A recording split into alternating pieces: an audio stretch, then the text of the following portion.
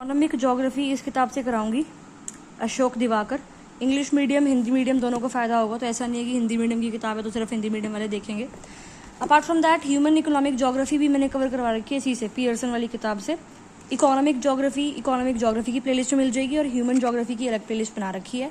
तो अगर इंग्लिश की किताब से करना है नेचर एंड स्कोप और इकोनॉमिक ज्योग्राफी, उसकी डेफिनेशन, ये डेफिनेशन, स्कोप और नेचर, इसके लिए एक अलग से वीडियो बना चुकी हूँ, तो वो देख लेना। इसी किताब से बनाई है, इस किताब से देख लेते हैं। मतलब कंटेंट सेम है, बस थोड़ा बहुत डिफरेंस आ जाता है। तो ये तो प्रॉपर हरियाणा की यूनिवर्सिटीज़ के लिए ही है, एमडीयू के लिए है स्पेशली। तो देखते हैं पहले nature and scope of economic geography. ठीक है, अब देखो नेचर एंड मीनिंग, ठीक है, कि उसकी प्रकृति कैसी है, उसका अर्थ क्या होता है। तो देखो सबको पता है कि जो इकोनॉमिक ज्योग्राफी है वो पहली बात तो आपके ह्यूमन ज्योग्राफी की एक उपशाखा है।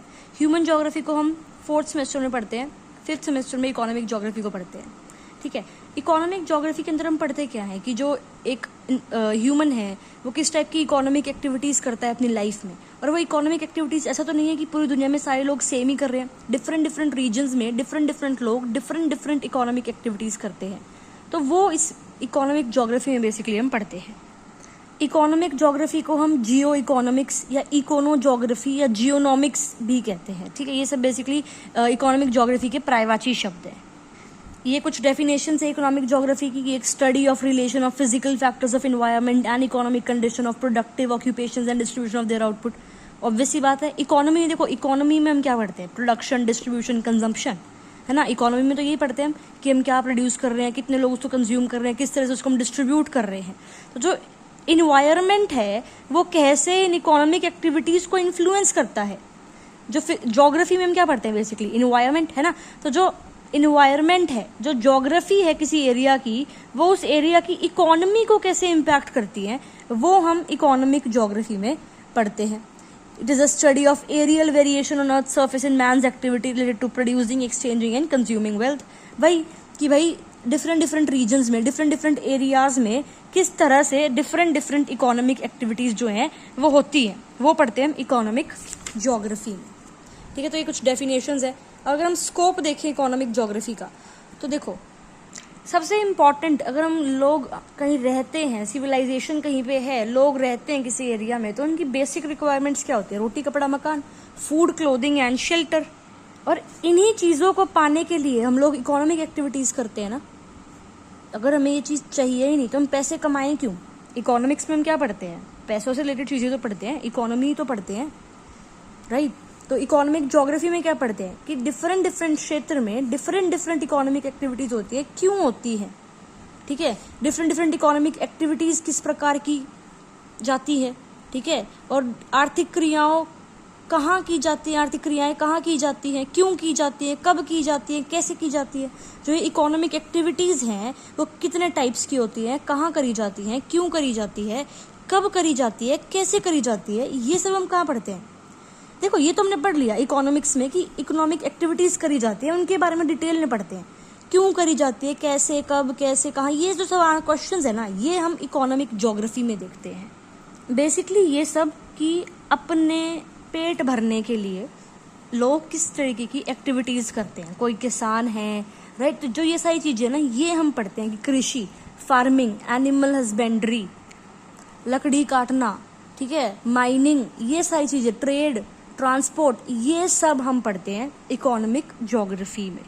अब ऐसा तो नहीं है कि एग्रीकल्चर हर एरिया में हो रहा है। जापान का एग्जाम्पल लो, जापान में एग्रीकल्चर होता है, नहीं होता इतने लेवल पे। क्यों नहीं होता, क्योंकि वहाँ पे रिसोर्सेज वो उस लेवल के नहीं है।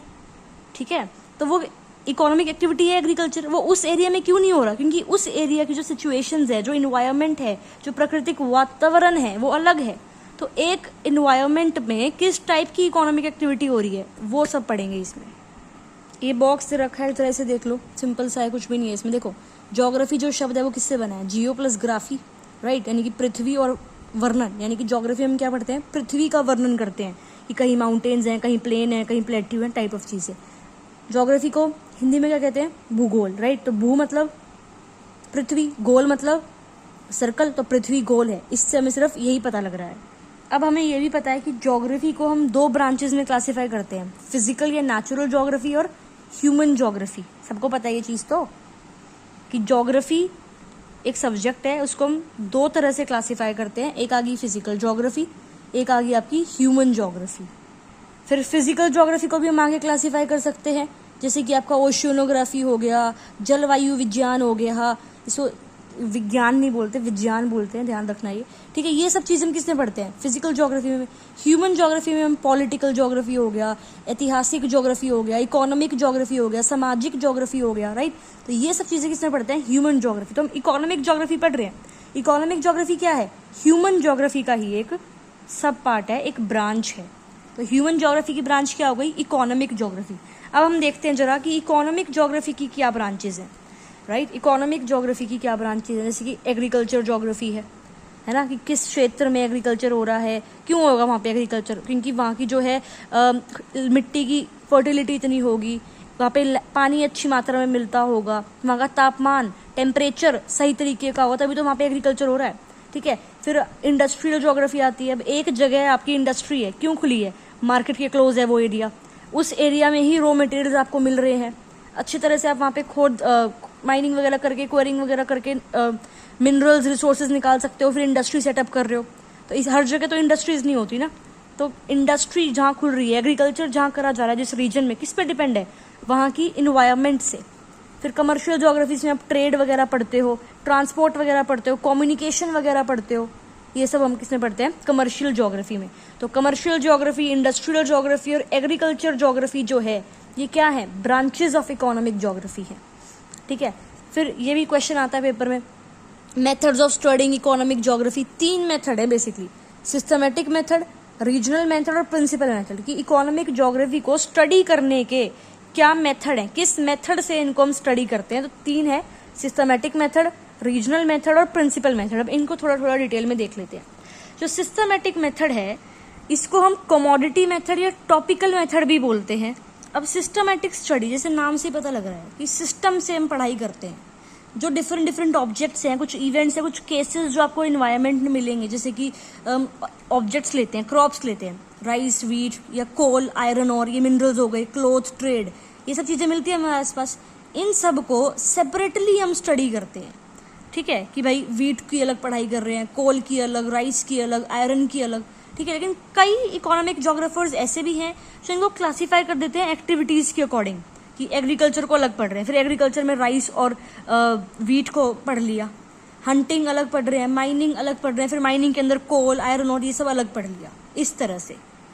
इसमें बेसिकली कर क्या रहे हैं हम, कि हर इकोनॉमिक एक्टिविटी को एनालाइज कर रहे हैं, उसका वर्ल्ड में डिस्ट्रीब्यूशन देख रहे हैं और पर्टिकुलर रीजन देख रहे हैं। जैसे वीट को हम पढ़ रहे हैं तो हम देखेंगे कि वीट किस तरीके की सिचुएशन में उगता है और वर्ल्ड में कहाँ कहाँ उग रहा है। तो इसका एडवांटेज ये है कि कुछ ऑब्जेक्ट्स को, कुछ एक्टिविटीज़ को हम उठा रहे हैं, उसकी टोटल रियलिटी देख रहे हैं, मतलब प्रॉपर तरह से डिटेल में उसको स्टडी कर रहे हैं, ठीक है। अब किस तरह से इसमें स्टडी करी जाती है वो देखो। सिस्टमेटिक स्टडी में, या उसको हम ये वस्तुगत यानी कि ऑब्जेक्टिव स्टडी बोल सकते हैं, ऑब्जेक्टिव मेथड बोल सकते हैं। तो सिस्टमेटिक या ऑब्जेक्टिव मेथड जो आपका है, इकोनॉमिक ज्योग्राफी को हम 3 स्टेजेस में पढ़ते हैं इस मेथड के अकॉर्डिंग। पहला कि वेरियस ऑब्जेक्ट्स या एलिमेंट्स या कुछ एक्टिविटीज़ जो हैं उसको हम देखते हैं उसकी ज्योग्राफिकल लोकेशन, कि उसकी ज्योग्राफिकल लोकेशन क्या है, ठीक है, और किस तरह से वर्ल्ड में वो डिस्ट्रीब्यूटेड है। जैसे वीट की अगर बात करें तो वो किस किस लोकेशन में उगता है, किस तरह से पूरी वर्ल्ड में डिस्ट्रीब्यूटेड है, ठीक है। फिर हम देखते हैं उसकी कैरेक्टरिस्टिक्स, उस एक्टिविटी की, जो वीट है उससे रिलेटेड प्रोसेसेस की, किस सिचुएशंस में वो उगता है वीट, क्या टेम्परेचर होना चाहिए, क्या रेनफॉल होनी चाहिए, किस टाइप की सॉइल होनी चाहिए, ये सब। फिर तीसरा स्टेप होता है इंटर रिलेशनशिप को एनालाइज करना, फंक्शनल रिलेशनशिप को, रीजनल रिलेशनशिप को एनालाइज करना, कि जो वीट है वो किस तरीके की नेचुरल एनवायरनमेंट में नहीं उगता, मतलब नेचर का इम्पैक्ट, ह्यूमन का इम्पैक्ट वीट पे क्या है, वो सब बेसिकली हम 3rd स्टेज में पढ़ते हैं, ठीक है। सेकंड मेथड जो है ह्यूमन ज्योग्राफी को, इकोनॉमिक ज्योग्राफी को पढ़ने का, वो है रीजनल मेथड। अब रीजनल मेथड में क्या होता है, इस मेथड के अंदर एक पर्टिकुलर रीजन को या पूरी की पूरी वर्ल्ड को बहुत स्मॉल रीजन्स में डिवाइड कर दिया जाता है। फिर हर एक रीजन में डिस्ट्रीब्यूशन ऑफ रिसोर्सेज को और ज्योग्राफिकल इन्वायरमेंट का उस रिसोर्स पे, उस रिसोर्स के डिस्ट्रीब्यूशन पे इम्पैक्ट, और फिर उसके इंटर रिलेशनशिप डिफरेंट चीज़ों के साथ, वो इसके अंदर हम पढ़ते हैं, ठीक है। कि physical conditions, climate, human resources और जो बाकी एलिमेंट्स हैं इकोनॉमिक ज्योग्राफी के, एक स्टेट में, एक रीजन में, उस चीज़ों को हम, नाम से पता लग रहा है रीजनल मेथड, रीजन के अकॉर्डिंग स्टडी कर रहे हैं कि उस रीजन की बाउंड्रीज, उस रीजन का एक्सटेंशन, उस रीजन का एक्सटेंट, उसका क्लाइमेट, ठीक है, उसका आप ह्यूमन रिसोर्स, ह्यूमन एक्टिविटीज़, जलवायु यानी कि क्लाइमेट, ठीक है, ये सब बेसिकली हम पढ़ते हैं। फिर तीसरा होता है प्रिंसिपल मेथड। प्रिंसिपल मेथड में हम देखो क्या करते हैं, किसी ऑब्जेक्ट का या किसी रीजन का डिस्ट्रीब्यूशन पैटर्न, उस रीजन की कैरेक्टरिस्टिक्स, उस रीजन की ज्योग्राफी को हम पढ़ते हैं on basis of some predetermined principles, ठीक है, कुछ प्रिंसिपल्स हमें पता है। प्रिंसिपल मेथड, प्रिंसिपल्स के अकॉर्डिंग स्टडी कर रहे हैं किसी चीज़ को, ठीक है।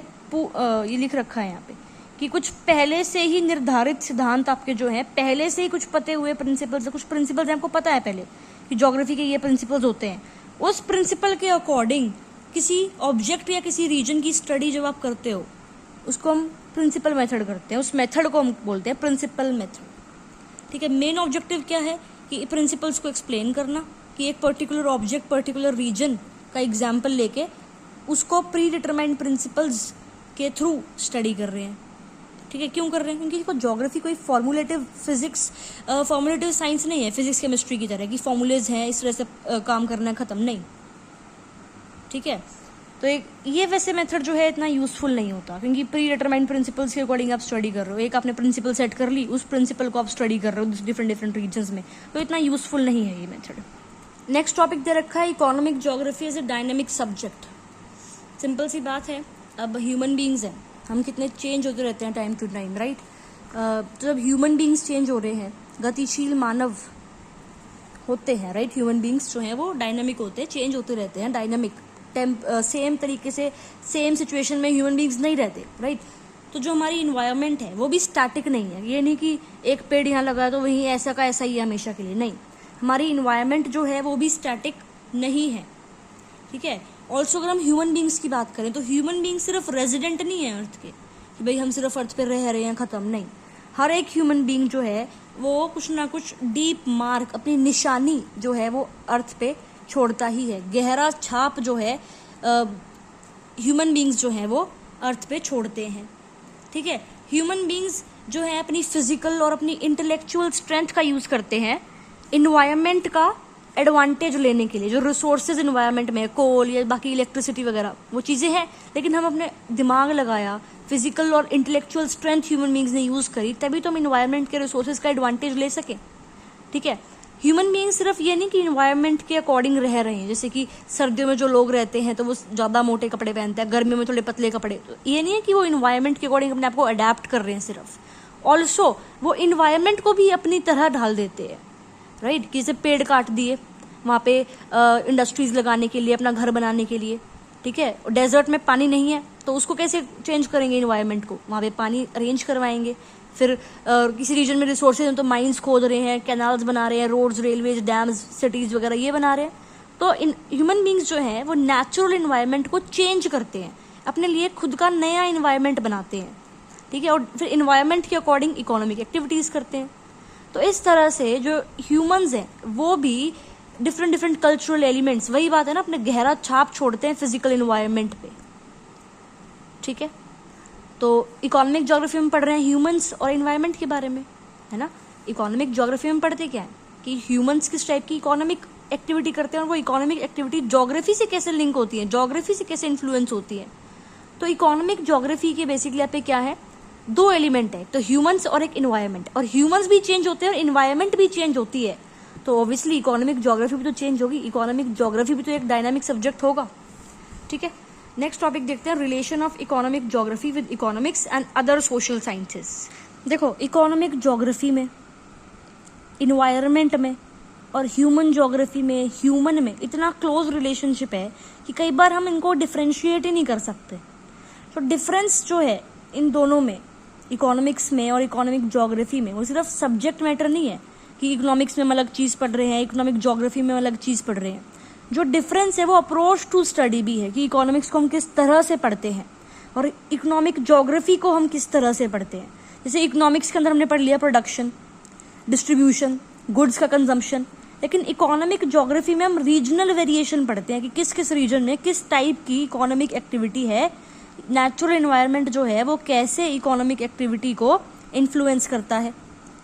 ठीक है, अब दोनों सब्जेक्ट एक दूसरे को कॉम्प्लीमेंट करते हैं।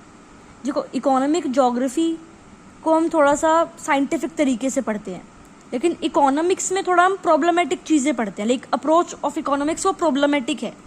स्कैरसिटी इकोनॉमिक्स अगर आप पढ़ते होगे तो आपको पता होगा कि हम स्कैरसिटी की सिचुएशन को बेसिकली पढ़ते हैं। किसमें? इकोनॉमिक्स में।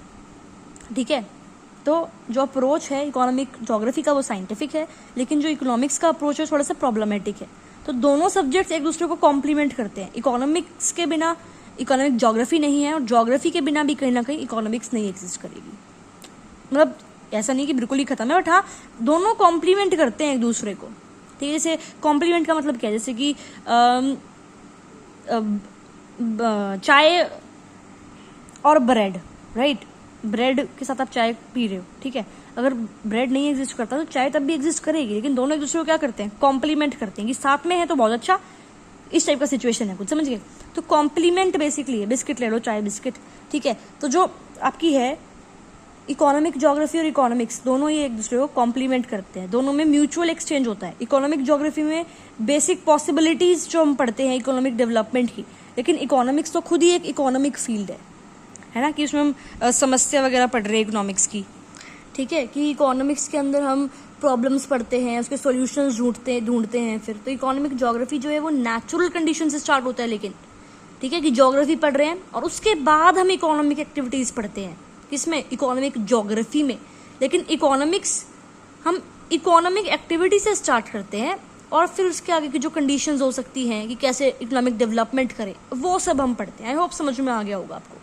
ठीक है, फिर देखते हैं इकोनॉमिक ज्योग्राफी और पॉलिटिकल साइंस के बीच में क्या रिलेशनशिप है। ठीक है, अब इन दोनों में रिलेशनशिप है। भाई वर्ल्ड में बहुत सारी कंट्रीज हैं, इकोनॉमिक प्रॉब्लम्स तो हर जगह होती हैं, और इकोनॉमिक प्रॉब्लम्स की वजह से ही पॉलिटिकल डिस्प्यूट्स होते हैं, है ना। आर्थिक समस्या जो है उसी की वजह से तो आपके पॉलिटिकल डिस्प्यूट्स होते हैं, राजनीतिक विवाद उसी की वजह से तो होते हैं।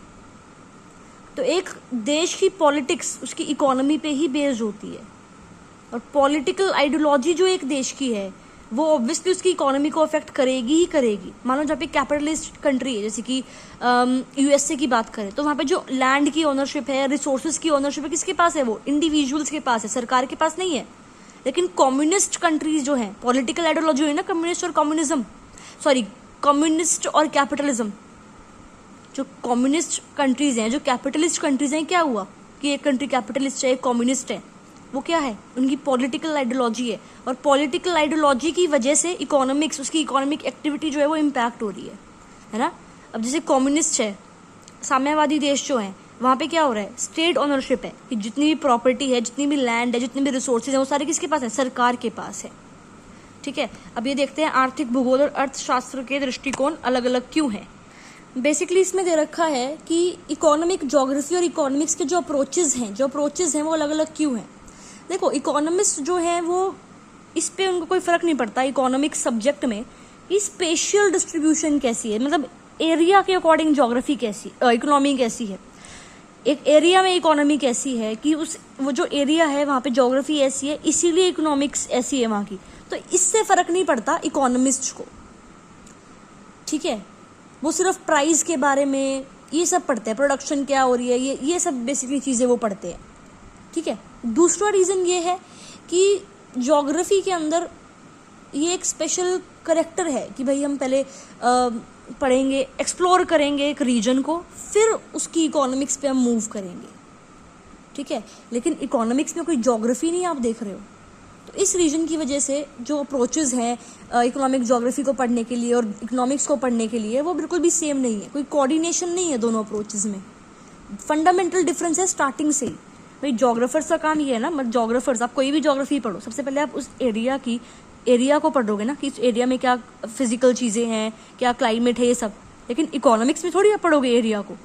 तो ये फंडामेंटल डिफरेंस, ये बेसिक डिफरेंस इकोनॉमिक्स में और ज्योग्राफी में है ही। ज्योग्राफी में तो डिफरेंस है ही कि आप ज्योग्राफी में पहले फिजिकल इन्वायरमेंट पढ़ते हो, ठीक है, उसके बाद आप बाकी जगह पे आते हो। ठीक है, तो इसीलिए जो अप्रोचेज हैं वो अलग अलग हैं। हम पढ़ क्या रहे हैं? रिलेशन पढ़ रहे हैं इकोनॉमिक ज्योग्राफी का इकोनॉमिक्स के साथ देख लिया इकोनॉमिक ज्योग्राफी का रिलेशन, और पॉलिटिकल साइंस के साथ देख लिया। अब देखते हैं हिस्ट्री के साथ क्या रिलेशन है इकोनॉमिक ज्योग्राफी का। देखो, ज्योग्राफी की अगर हम बात करते हैं तो ज्योग्राफी एक स्पेस की साइंस है ना, कि एक एरिया में, एक लोकेशन में क्या सिस्टम है। लेकिन हिस्ट्री टाइम की साइंस है ना। भूगोल जो है वो स्थान का विज्ञान है, जबकि इतिहास समय का विज्ञान है। बहुत अच्छी लाइन है ये, कि जो ज्योग्राफी है बेसिकली वो स्पेस की साइंस है और हिस्ट्री जो है वो टाइम की साइंस है। अब एक रीजन में इकोनॉमिक डेवलपमेंट जो एट प्रेजेंट है वो डिपेंड करती है कि पास्ट में क्या क्या चीजें हुई है। तो इकोनॉमिक्स जो है वो हिस्ट्री से भी तो रिलेटेड है, राइट। अब एक इंसान एक एरिया में एग्रीकल्चर कर रहा है, तो जो करंट इकोनॉमिक एक्टिविटी कर रहा है और उसके कोई क्या फ्यूचर प्लान है वो डिपेंड करते हैं ना कि पास्ट में क्या होगा उस एरिया में। तो हिस्ट्री ऑब्वियसली इंपॉर्टेंट है। फिर देखते हैं आर्थिक भूगोल एवं मानव विज्ञान, बेसिकली साइकोलॉजी से रिलेटेड है। देखो, साइकोलॉजी में हम क्या पढ़ते हैं कि किसी एरिया में जो लोग रहते हैं उनका फिजिकल या उनकी मेंटल कैरेक्टरिस्टिक कैसी है, राइट, कि उनकी फूड हैबिट्स, उनका लाइफस्टाइल, क्लोथिंग और सोसाइटी कैसी है, ये सब पढ़ते हैं हम किसके अंदर, मानव विज्ञान में, राइट। और ये सारे एस्पेक्ट्स जो है किससे रिलेटेड है, ह्यूमन की इकोनॉमिक एक्टिविटी से। तो इकोनॉमिक ज्योग्राफी में और आपके मानव विज्ञान में काफी ज्यादा जो है रिलेशन है, क्लोज रिलेशनशिप है, ठीक है। लास्ट टॉपिक रह गया है इंपॉर्टेंस ऑफ इकोनॉमिक ज्योग्राफी, ये और देख लेते हैं। अब देखो, ये तो मैंने आपको बता ही दिया कि जो इकोनॉमिक ज्योग्राफी है वो एक डायनामिक सब्जेक्ट है, क्योंकि उसकी इंपॉर्टेंस जो है वो डे टू डे इंक्रीज हो रही है ना। Human capacity for proper utilization of resources, ये सब भी हम इसमें पढ़ते हैं कि जो रिसोर्सेज एक एरिया में है उसको हम कैसे जुडिशियली और एफिशिएंटली यूज करें, किस तरीके की इकोनॉमिक एक्टिविटी करें, ये सब पढ़ते हैं इसके अंदर। और इंडिया तो एक डेवलपिंग कंट्री है, तो इसकी जो इंपॉर्टेंस है वो इकोनॉमिक ज्योग्राफी की वो और भी दिन प्रतिदिन बढ़ती जा रही है ना। इकोनॉमिक ज्योग्राफी इंपॉर्टेंस जो है वो वेरियस फील्ड्स में, जैसे कि एग्रीकल्चर सेक्टर की अगर हम बात करें, ये जो पढ़ रहे हैं इंपॉर्टेंस क्या है इकोनॉमिक ज्योग्राफी की, तो कृषि क्षेत्र में यानी कि एग्रीकल्चर सेक्टर में क्या है। अब जब इकोनॉमिक ज्योग्राफी हमें पता होगी कि एक फार्मर को पता होगा कि किस टाइप की सॉइल में क्या उगता है, किस टाइप की सॉइल किस एरिया में मिलती है, किस टाइप की सॉइल में मतलब किस डिफरेंट क्रॉप के लिए कौन सा क्लाइमेट अच्छा होता है, किस टाइप का फर्टिलाइजर हमें देना चाहिए इस लैंड में, तो ये सारी चीज़ें अगर पता होगी तो कितना बेनिफिशियल नहीं होगा। और ये सब किस में पढ़ते हैं, इकोनॉमिक ज्योग्राफी में भी तो पढ़ते हैं, ठीक है। फिर इंडस्ट्री एरिया आपका जो होता है, उद्योग क्षेत्र। अब यहाँ पे भी जब आपको इकोनॉमिक ज्योग्राफी की नॉलेज होगी, जो एक इंडस्ट्रियलिस्ट होगा, ठीक है, उसको पता होगा कि भाई किस एरिया से रॉ मटेरियल्स को लेके आना है चीप रेट्स पे, चीप स्किल्ड लेबर किस एरिया में मिलेगा, पावर, ट्रांसपोर्ट और मार्केट जो है वो इंडस्ट्री के लिए यहाँ पे इस एरिया में अच्छा है या नहीं है, या एरिया चेंज करूँ और वहाँ दूसरे एरिया में इंडस्ट्री खोलूँ, ठीक है। तो ये बहुत इंपॉर्टेंट है इंडस्ट्रीज खोलने के लिए भी। इकोनॉमिक ज्योग्राफी में तो पढ़ते हैं ये सब चीज़ें कि भाई रॉ मटेरियल कहाँ पे, ये सब चीज़ें, राइट। फिर वर्कर्स के लिए भी इंपॉर्टेंस है। जब वर्कर्स को इकोनॉमिक ज्योग्राफी की नॉलेज होगी तो वर्कर्स को पता होगा कि लेबर जो है वो एग्रीकल्चर में किस टाइप का चाहिए, माइनिंग में किस टाइप का चाहिए, इंडस्ट्री में किस टाइप का चाहिए, तो वो अपनी स्किल्स को डेवलप करेंगे, ठीक है। वो अपने आप वर्क को चूज करेंगे इस हिसाब से, मतलब उनमें कोई काबिलियत है तो अपनी काबिलियत के अकॉर्डिंग वो जॉब ढूंढेंगे ना, तो उससे अपना लिवलीहुड अर्न करेंगे, ठीक है। इसकी वजह से क्या हो रहा है, डेवलपमेंट भी तो होगी। अब जैसे पंजाब जो है बहुत एडवांस स्टेट है, राइट, और वर्कर्स जो हैं डिफरेंट पार्ट्स ऑफ कंट्री में वहाँ पे आते हैं एग्रीकल्चर करने के लिए। सिमिलरली आप झारखंड की अगर बात करो तो वहाँ इंडस्ट्रीज ज़्यादा हैं, तो वहाँ जो मजदूर जाएंगे वो क्यों जाएंगे, जिनकी इंडस्ट्री में काम करने की क्षमता है वही जाएंगे, ठीक है। फिर importance for traders, obviously traders के लिए भी इंपॉर्टेंट है इकोनॉमिक ज्योग्राफी का ज्ञान होना। अब जब पता होगा व्यापारियों को, ट्रेडर्स को पता होगा कि इस एरिया में ये जो गुड है या ये जो सर्विस है इसकी ज़्यादा मांग है, तो ऑब्वियसली जब उसको इन्फॉर्मेशन होगी कि एक एरिया में डिमांड किस चीज़ की है और क्या चीज़ वहाँ पे सप्लाई हो रही है, तो ऑब्वियसली उसको प्रॉफिट मिलेगा। जैसे टी की बात करें, जूट की बात करें, हम कुछ हॉट स्पाइसेस की बात करें, वो इंडिया में कितने ज़्यादा बेसिकली हॉट स्पाइसेस मतलब गरम मसाले, ठीक है, तो कितनी अधिक मात्रा में इंडिया में वो उसको प्रोड्यूस करा जाता है। लेकिन इंग्लैंड की बात करें, इंग्लैंड में इन आइटम्स की डिमांड बहुत ज़्यादा है, तो जब हमें पता होगा कि इंग्लैंड में हमारे आइटम की डिमांड ज़्यादा है तो ऑब्वियसली हम वहाँ पे भेजेंगे चीज़ों को, ठीक है। फिर पॉलिटिक्स की फील्ड में अगर हम बात करें, राजनीति का क्षेत्र, इसमें अगर देखें क्या इंपॉर्टेंस है इकोनॉमिक ज्योग्राफी की, तो इकोनॉमिक ज्योग्राफी को स्टडी करके एक पॉलिटिशियन को पता लगेगा कि इकोनॉमिक सिस्टम में क्या गड़बड़ है देश की, कि किस टाइप का इकोनॉमिक डेवलपमेंट देश में होना चाहिए, कैसे हम वेल्थ को डिस्ट्रीब्यूट करें, अनएम्प्लॉयमेंट को किस तरह से हम एलिमिनेट करें अपने देश में से, क्या दिक्कतें आ रही है इकोनॉमिक डेवलपमेंट में, तो ये सब पता होगा तो एक लीडर जो है वो काफ़ी अच्छा लीडर बन पाएगा। फिर अनुसंधान क्षेत्र यानी कि रिसर्च के क्षेत्र में ऑब्वियसली अब रिसर्चर को इकोनॉमिक ज्योग्राफी के बारे में पता है, तो उसको पता है कि एग्रीकल्चर, इंडस्ट्री, ट्रांसपोर्टेशन, ट्रेड में क्या दिक्कत है और इसको हम रिसर्च करके किस तरह से सॉल्व कर सकते हैं। फिर आता है प्लानिंग वाला एरिया। अब किसी देश की हम प्लानिंग कर रहे हैं कि भाई इकोनॉमिक डेवलपमेंट कर रही है, तो ऑब्वियसली इकोनॉमिक ज्योग्राफी पढ़ोगे तो आपको पता होगा रिसोर्सेज कहाँ पे है, किस तरह से उसको यूज़ करना है, सबका ज्ञान आपको हो जाएगा। ज्ञान बेसिकली उसको बोलते हैं, ठीक है। फिर राष्ट्रीय सुरक्षा यानी कि नेशनल सिक्योरिटी, ऑब्वियसली अब एक इकोनॉमिक ज्योग्राफी की नॉलेज होगी तो उसको हम मिलिट्री एक्टिविटी को किस तरह से प्लान करें उसको हम करेंगे। इंटरनल सिक्योरिटी में इंफॉर्मेशन पता होगी वेरियस रूट्स की, रिसोर्सेज की, और स्ट्रैटेजिक इंपॉर्टेंस में जो प्लेसेस, स्ट्रैटेजिक इंपॉर्टेंस की जो प्लेसेस है, मतलब लोकेशन पता होगी ना। इकोनॉमिक ज्योग्राफी में जो देखेंगे, ज्योग्राफी में लोकेशन तो देखते ही हैं, ठीक है। और हम अगर बात करें इम्पोर्टेंस इन टूरिज्म सेक्टर में भी इम्पोर्टेंस होगा, बिल्कुल होगा इकोनॉमिक ज्योग्राफी का। टूरिस्ट प्लेसेस के बारे में हमें पता होगा तो हम उन टूरिस्ट प्लेसेस की जो है इकोनॉमिक डेवलपमेंट करेंगे, तो वहाँ लोग ज़्यादा आएंगे, वहाँ से पैसा हम ज़्यादा कमा पाएंगे। फिर कॉमन मैन के लिए भी उसकी इंपॉर्टेंस है, हमारे लिए तो है ही कि life style, food habits, clothing, custom के बारे में हमें पता लगा कि अपने देश में इतनी सारी स्टेट्स हैं, वहाँ की क्या इकोनॉमिक ज्योग्राफी है, तो अपने देश के बारे में नॉलेज हमारी बढ़ेगी, ठीक है। So this was all about for the importance for economic geography. इसे जो क्वेश्चन है वहाँ पे यही आते हैं, और ये सारे क्वेश्चन आप आंसर कर सकते हो अगर आपने ध्यान से पूरा का पूरा लेक्चर देखा होगा। फिर कुछ 1 मार्क के क्वेश्चन है, ठीक है, ये आप हिंदी में दे रखे हैं, खैर इंग्लिश में कन्वर्ट कर सकते हो, कोई इतनी बड़ी बात नहीं है, इनको तो दे रखा है इंग्लिश में भी, ठीक है। So this was chapter number 1। Next chapter आपका आता है क्लासिफिकेशन ऑफ इकोनॉमिक एक्टिविटीज़, इसको हम नेक्स्ट वीडियो में देखेंगे।